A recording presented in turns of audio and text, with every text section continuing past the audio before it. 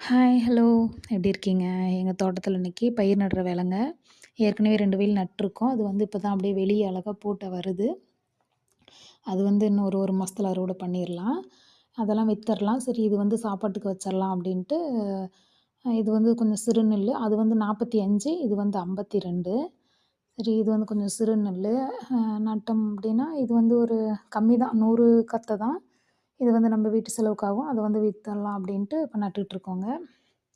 இன்னைக்கு மதியானத்துக்குள்ள நட்டுருவோம். சும்மா கொஞ்சம் தான் 100 கத்த பயிறு தான். ஓகேங்க. பாய்.